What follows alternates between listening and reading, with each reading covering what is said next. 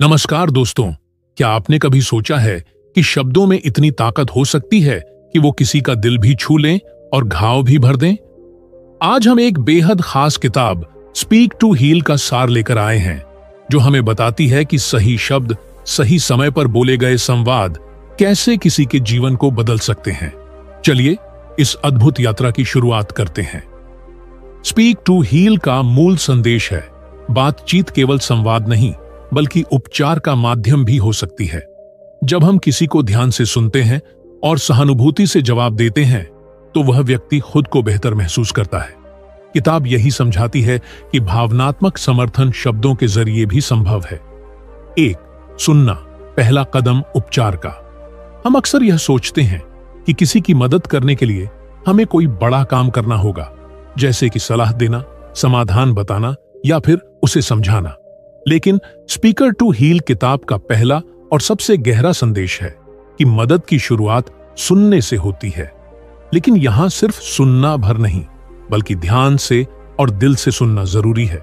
यानी सामने वाला जो कुछ कह रहा है उसे पूरी ईमानदारी, पूरी उपस्थिति और पूरी संवेदना के साथ सुनना। ध्यान से सुनना क्या होता है? जब हम किसी के साथ बैठे होते हैं और हमारा ध्यान सिर्फ उसी पर केंद्रित होता है, जब हम उसकी आंखों में आंखें डालकर बात सुनते हैं, जब हम बीच में उसे टोके बिना जजमेंट दिए उसकी पूरी बात को अंत तक सुनते हैं, जब हम उसके दर्द, उसकी भावनाओं और उसकी चुप्पियों को भी महसूस करने की कोशिश करते हैं। यह सिर्फ सुनने की प्रक्रिया नहीं है, यह सामने वाले के लिए एक भावनात्मक स्पेस बनाना है। एक ऐसी जगह जहां वो सुरक्षित महसूस कर सके, खुलकर अपनी बात कह सके और यह जान सके कि उसकी भावनाओं का सम्मान हो रहा है। क्यों जरूरी है ध्यान से सुनना? मानव मन बहुत संवेदनशील होता है। जब हम दुखी होते हैं, टूटा हुआ महसूस करते हैं, तो हमें सबसे पहले एक सुनने वाला दिल चाहिए होता है। कोई ऐसा जो हमारे दर्द को सुने, उसे समझे और बिना जज किए हमारे साथ उस दर्द में कुछ पल बैठे। कई बार ऐसा होता है कि लोग सिर्फ इसीलिए बेहतर महसूस करते हैं क्योंकि उन्हें लगा कि किसी ने उन्हें पूरी तरह सुना। न कोई सलाह दी, न कोई उपाय बताया, बस सुना, समझा और अपनापन दिया। यही है सुनना, जो शब्दों के बिना भी उपचार कर सकता है। लेखक की एक अहम बात। किताब में लेखक कहते हैं, जब हम ध्यान से सुनते हैं तो सामने वाला सिर्फ अपनी बातें नहीं कहता बल्कि धीरे धीरे अपना बोझ हल्का करने लगता है, और वहीं से शुरू होता है उसका आंतरिक उपचार। इसका मतलब यह है कि सुनने वाला इंसान सामने वाले के दिल से उसका दर्द खींचता है, बिना कुछ कहे, बिना कोई दवा दिए, सिर्फ अपनी मौजूदगी से। सुनना कैसे सीखें? सबसे पहले खुद को शांत रखें। अगर मन अशांत होगा तो हम ध्यान से नहीं सुन पाएंगे। मोबाइल, घड़ी या किसी भी ध्यान भटकाने वाली चीज से दूर रहे।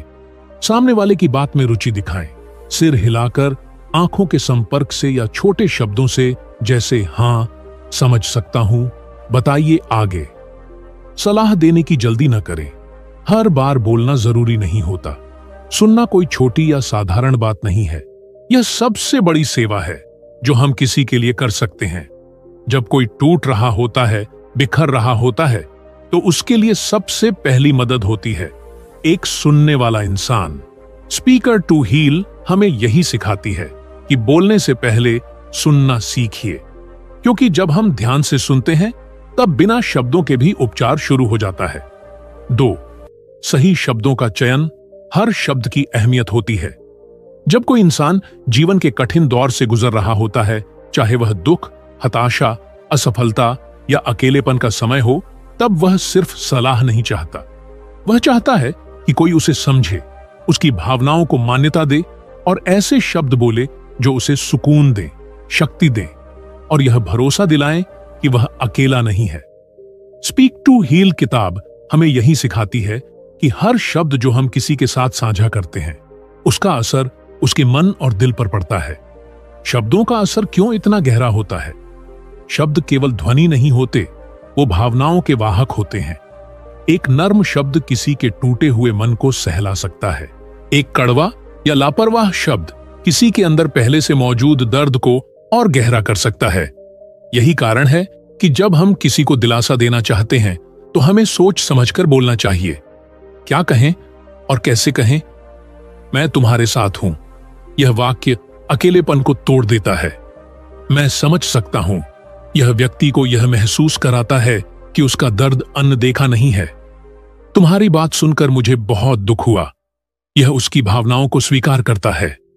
तुम जैसा महसूस कर रहे हो वो बिल्कुल जायज है। यह उसे अपनी भावनाओं के लिए दोषी महसूस नहीं होने देता। इन शब्दों में कोई जादू नहीं है, पर जब ये सच्चे भाव और सहानुभूति के साथ कहे जाते हैं तो उनका असर गहराई तक होता है। क्या नहीं कहना चाहिए? अरे, ऐसा तो सबके साथ होता है। चलो छोड़ो, अब आगे बढ़ो। ये तो कुछ भी नहीं है, मैंने इससे बड़ा झेला है। ये वाक्य सामने वाले के दर्द को कमतर बताते हैं और उसे यह महसूस कराते हैं कि उसकी भावनाएं महत्वहीन हैं। इससे व्यक्ति और भी ज्यादा अकेला महसूस कर सकता है। बोलने से पहले सोचें, क्या ये शब्द किसी को राहत देंगे या चुभेंगे? टोन यानी बोलने का लहजा भी मायने रखता है। आवाज में स्नेह हो, दबाव या आदेश नहीं। अपनी बात को छोटा और सटीक रखें। लंबी चौड़ी सलाहों की जगह भावनात्मक सहारा ज्यादा असरदार होता है। लेखक का संदेश। लेखक कहते हैं, आपके शब्द किसी के लिए औषधि बन सकते हैं या फिर जहर। चुनाव आपका है।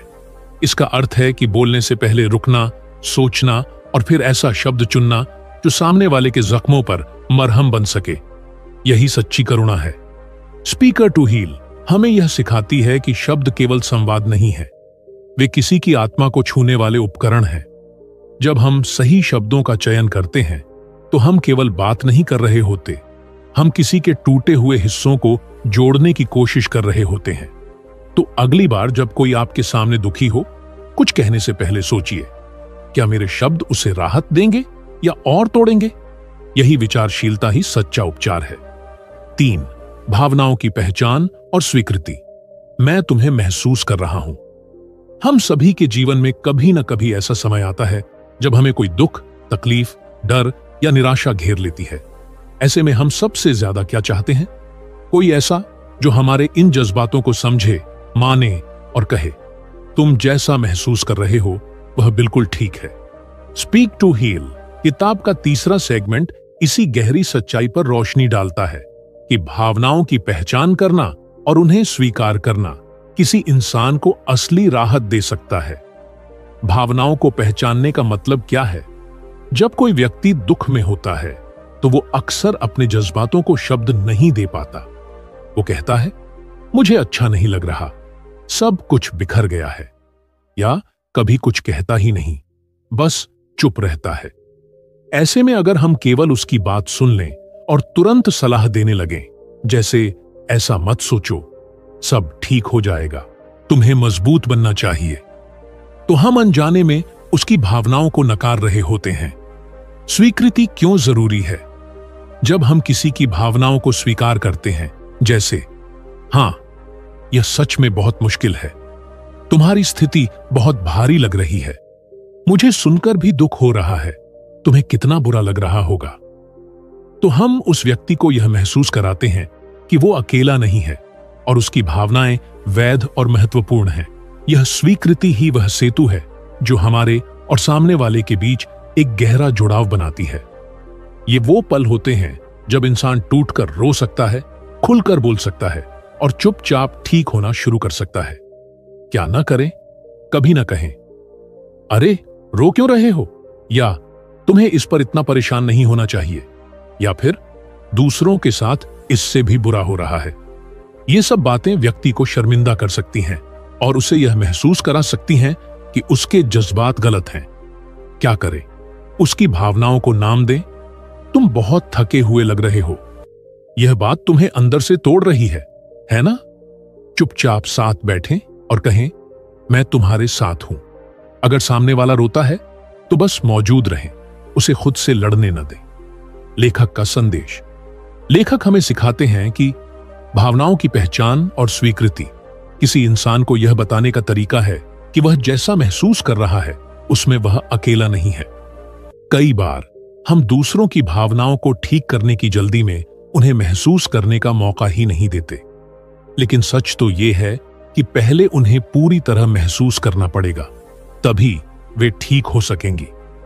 स्पीक टू हील का यह सेगमेंट हमें यह सिखाता है कि भावनाएं दबी नहीं जानी चाहिए, उन्हें जगह दी जानी चाहिए। उन्हें नाम देना, समझना और स्वीकार करना ही पहला असली कदम होता है किसी को ठीक करने के सफर में साथ चलने का। तो अगली बार जब कोई आपके पास आकर अपनी पीड़ा जताए, उसे चुप मत कराइए, उसे सही मत करिए, उसे महसूस कराइए कि आप उसके साथ हैं और कहिए, हां, यह सच में बहुत कठिन है। यही शब्द उसकी आत्मा को छू जाते हैं। 4. संवाद से रिश्तों में मजबूती। जब शब्द पुल बन जाते हैं। हम सबके जीवन में रिश्ते सबसे ज्यादा महत्वपूर्ण होते हैं, परिवार, दोस्त, जीवन साथी, सहकर्मी। लेकिन क्या आप जानते हैं कि रिश्ते सिर्फ भावनाओं या प्यार से नहीं टिकते?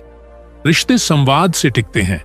सही संवाद से मजबूत होते हैं और गलत या अधूरे संवाद से बिखर भी सकते हैं।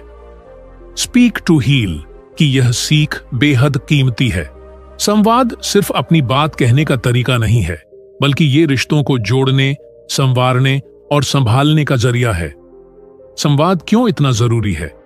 हर रिश्ते में कभी ना कभी दूरी आती है, किसी बात को लेकर गलतफहमी हो जाती है, भावनाएं भीतर ही दब जाती हैं। हम सोचते हैं उसे तो समझ जाना चाहिए था, या फिर हम डरते हैं कि कुछ कहेंगे तो बात बिगड़ जाएगी। यहीं से रिश्तों में दरारें पड़नी शुरू हो जाती हैं। लेकिन जब हम खुलकर, ईमानदारी और संवेदनशीलता के साथ बात करते हैं, तो हम वो पुल बनाते हैं जो दो दिलों को फिर से जोड़ देता है। कैसा होना चाहिए संवाद? 1. ईमानदार हो, अपनी सच्ची भावनाएं सामने रखें, बनावटी बातों से बचें। जैसे, जब तुमने वो कहा, मुझे दुख पहुंचा, लेकिन मैं चाहता हूं कि हम इसे ठीक करें। 2. पारदर्शी हो, बातें छुपाने से रिश्ते कमजोर पड़ते हैं। जैसे, मैं इन दिनों थोड़ा असहज महसूस कर रहा हूं, क्या हम बात कर सकते हैं? 3. संवेदनशील हो, सामने वाले की भावनाओं की कद्र करते हुए बात करें। जैसे, मैं समझता हूं कि तुम भी तनाव में हो, मैं कोई आरोप नहीं लगा रहा, बस बात करना चाहता हूं।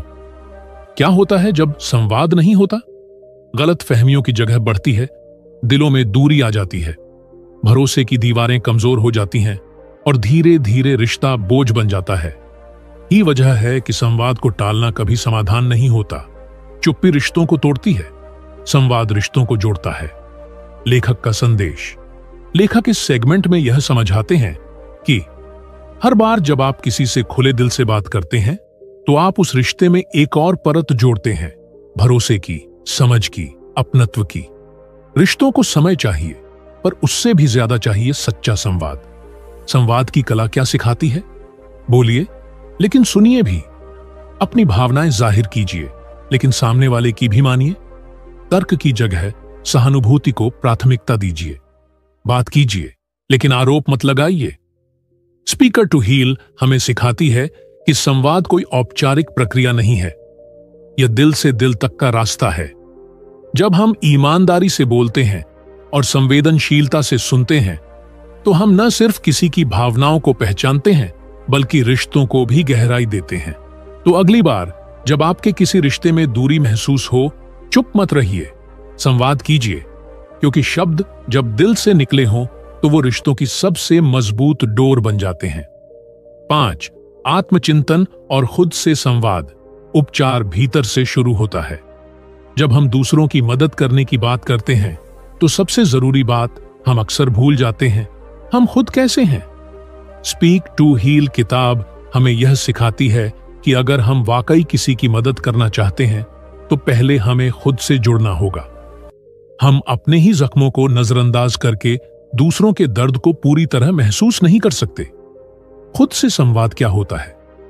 खुद से संवाद का मतलब है अपने भीतर झांकना, अपनी भावनाओं को पहचानना, अपने टूटे हिस्सों को देखना और उनसे भागने की बजाय उन्हें स्वीकार करना।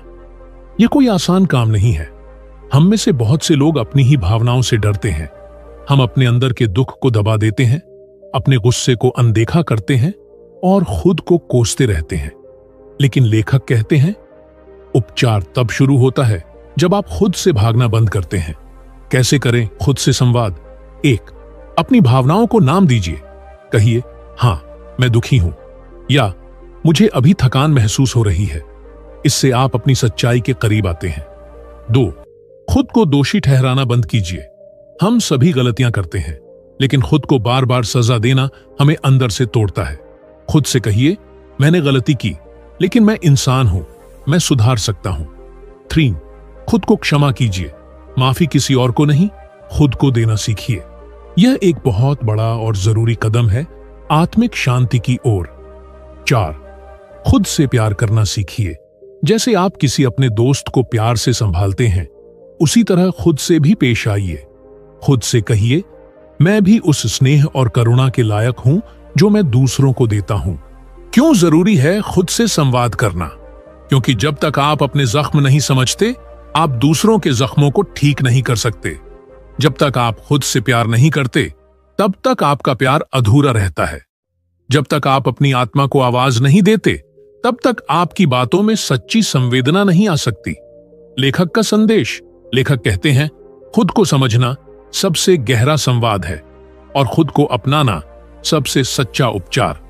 दूसरों की मदद करने से पहले जरूरी है कि हम अपनी आत्मा के साथ शांति में रहें। स्पीक टू हील का यह सेगमेंट हमें यह याद दिलाता है कि हीलिंग सिर्फ बाहरी नहीं होती, वह भीतर से शुरू होती है। खुद से प्यार करना, खुद को सुनना और खुद को स्वीकार करना, यह आत्मचिकित्सा की सबसे पहली और सबसे जरूरी सीढ़ी है। तो अगली बार जब आप किसी को सांत्वना देने चलें, पहले एक पल रुकिए, अपने भीतर झांकिए और खुद से कहिए, तू भी बहुत कुछ झेल चुका है, अब तुझे भी प्यार चाहिए। तो दोस्तों, स्पीक टू हील हमें सिखाती है कि बातचीत एक साधारण क्रिया नहीं, बल्कि एक शक्तिशाली औजार है जो दुखों को कम कर सकती है, रिश्तों को जोड़ सकती है और आत्मा को सुकून दे सकती है।